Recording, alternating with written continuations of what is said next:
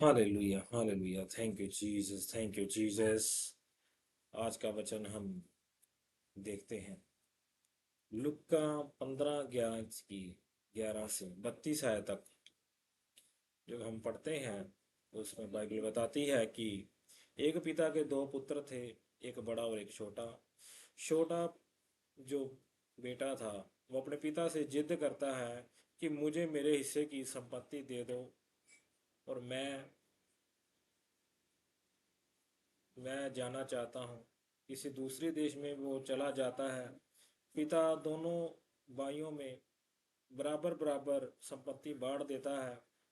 छोटा बेटा जो होता है वो किसी दूसरे देश में चला जाता है, और दूसरे देश में वो अपनी सारी संपत्ति लुटा देता है, अय्याशियों में लुटाता है,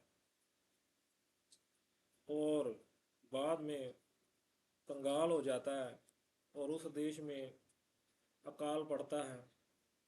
अकाल पड़ने पर उस पर क्या विपत्ताएं आती हैं। वह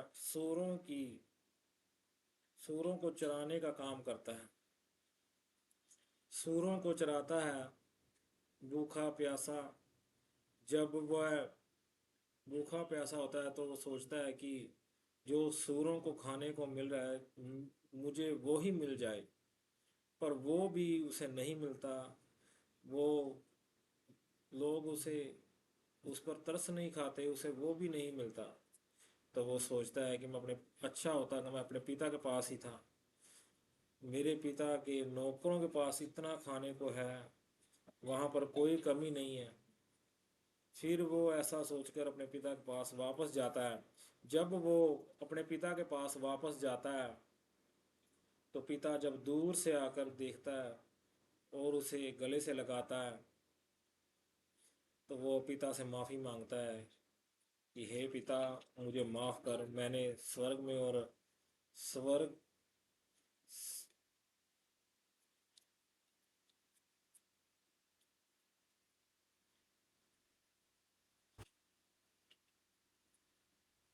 स्वर्ग और आपके विरुद्ध पाप किया। वो पाप फिर भी पिता उसे गले लगाकर उसे क्षमा करता है, और अपने नौकरों को बोलता है कि अच्छे वस्त्र इसके लिए लाओ, इसके हाथ में अंगूठी पहनाओ, उसे पहनने के लिए जूते दो। और उसका पिता बड़ा भोज तैयार करता है, खाने के लिए अच्छी एक पार्टी देता है। और उसका बड़ा बेटा जो होता है वो खेतों में काम कर रहा होता है। जब वो खेतों में काम कर रहा होता है तो एक वहाँ पर कोई आवाज़ उसे जाती है, और वो एक नौकर से वो बोलता है कि ये कैसी आवाज़ है। तो नौकर उसे बताता है कि तेरा भाई जो है वो आया है। और ये बड़ा बेटा अपने घर जाता है, पर वो घर के भीतर नहीं जाता, घर के अंदर नहीं जाता, घर के बाहर ही, गेट के बाहर ही खड़ा हो जाता है। उसके मन में ये आता है कि मैं इतनी देर से अपने पिता की सेवा कर रहा हूँ, और मेरे पिता ने मुझे आज तक एक एक मेमना, एक बकरा नहीं दिया खाने के लिए, जो मैं अपने दोस्तों के साथ पार्टी कर सकूं। उसका पिता उसे फिर समझाता है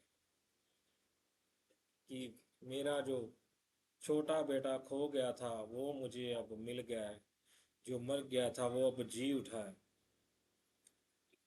तो फिर उसका बड़ा बेटा जो है वो भी मान जाता है।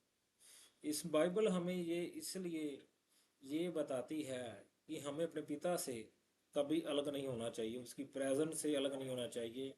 प्रार्थना हमें करते रहना है, हमें चर्च को नहीं छोड़ना है। अगर हम चर्च को छोड़ते हैं, अगर हम परमेश्वर की उपस्थिति को, प्रार्थनाओं को छोड़ते हैं, तो नाना प्रकार की विपत्ताएं जो हमने सोची भी नहीं है वो हमारी लाइफ में आती है। आज का वचन आपकी लाइफ में कार्य करे। परमेश्वर आपको हर एक विपदा से बचाए, हर एक बीमारी से बचाए, हर एक विपदा से बचाए। प्रभु आपकी लाइफ में नई उमंग, नई रोशनी लाए। परमेश्वर, कोई भी जन परमेश्वर से अलग ना होने पाए। परमेश्वर की उपस्थिति आपकी लाइफ में बनी रहे। परमेश्वर का अनुग्रह हर एक की लाइफ में बना रहे। परमेश्वर की दया, कृपा, करुणा हर एक भाई बहन की लाइफ में बना रहे। परमेश्वर आप सबको आशीषित करे, ब्लेस करे, फाइनेंशियली ब्लेस करे, हर एक गुलामी से आज़ाद कराए। प्रभु आपकी सबकी लाइफ में बरकतें दे, आशीष दे। धन्यवाद परमेश्वर, धन्यवाद। प्रभु यीशु मसीह के सामर्थ्य नाम में मांगते हैं। आमीन, आमीन, आमीन। Hallelujah. Thank you Jesus, thank you Jesus.